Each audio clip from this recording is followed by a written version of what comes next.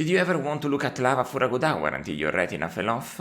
Araknie, that's me, has got the game just for you. It's Indiana Jones' greatest adventures. Today I will bring you a very harsh action platformer. Still, I managed to finish this while I couldn't, no matter how much I tried, even get anywhere in the first Star Wars game on Super Nintendo. So those I don't think I'll ever be able to complete and review. Just felt not fun trying over and over again. Moving on, I'll say you can possibly expect me to explain the plot of this, right? Just watch the 3 movies this game encompasses, it's better this way and fun. The only Indiana Jones films ever made, all in one game. It might seem like a game boasting 28 levels is a big one, but most of them aren't long at all. They may seem gigantic, but they really aren't. Only a few of them are nice, interactive and varied. It took me 4 hours to finish, but one particular stage took me 1 hour alone. Now, on a totally unrelated note, let's look at all the map designers.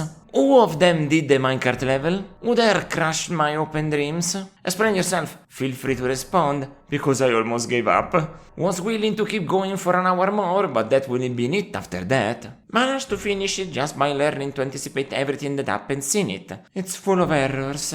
You need to shoot other minecarts in the lava, but there's no signal from where you need to hit them.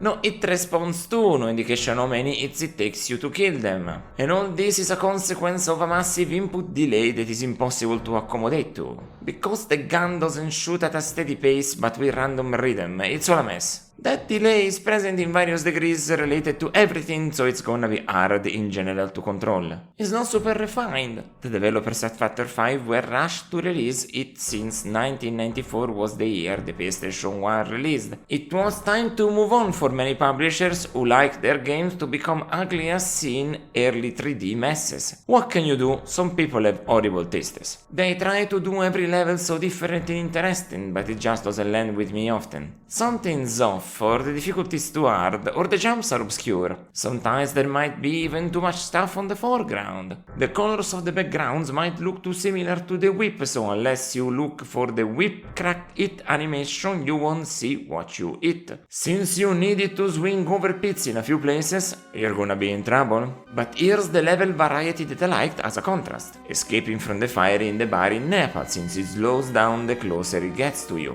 Making you think that it's gonna be difficult to escape, but really it's more up to your mistakes. In general, also punching and moving elements of the scenery to then jump on them and gain an advantage or skip parts of the levels was pretty fine. The car chasing scene was pretty well done, nothing particularly incredible, but a cool touch that the horse will speed up if you're not fast enough. The rubber dinghy on the snow stuff was greatly done with a good amount of Mod 7, without getting ridiculously confusing like with the minecart. A super interesting and unique labyrinth where you need to move statues and get behind them, but where you end up depends on the side you decide to move them. That is helpful in remembering actually what's the layout compared to it if it was the same way every time. A biplane dogfighting level where you can chase the whole thing quite quickly if you pick up on the visual cues. At least I did. So all that is ranging from decent to nice, but there's nothing amazing. And still, the other problems persist through it also, it can get frustrating at times. I understand why this game isn't talked about more.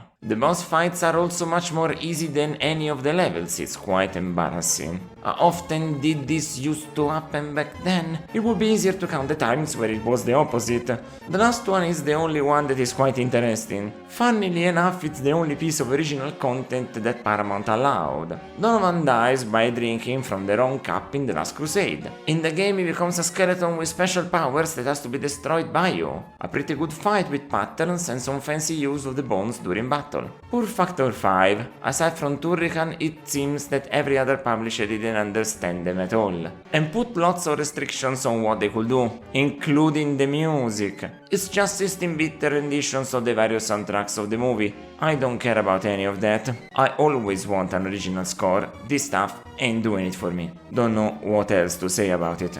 Graphically it's very nice, but lots of asset reuse between levels. You can see when they start doing that and it's in the mine stage. All of the Mod 7 levels also look pretty repetitive and monotonous. It's just not so interesting. Indiana Jones' Greatest Adventures fits perfectly my definition of what a 6 out of 10 is.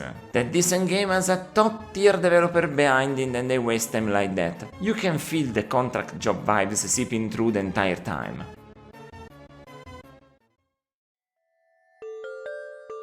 If you wanna see me play the games that I will review plus some extra stuff, catch me on Twitch at Araknie Retro. It's my natural habitat, you see? Until next time, ciao ciao!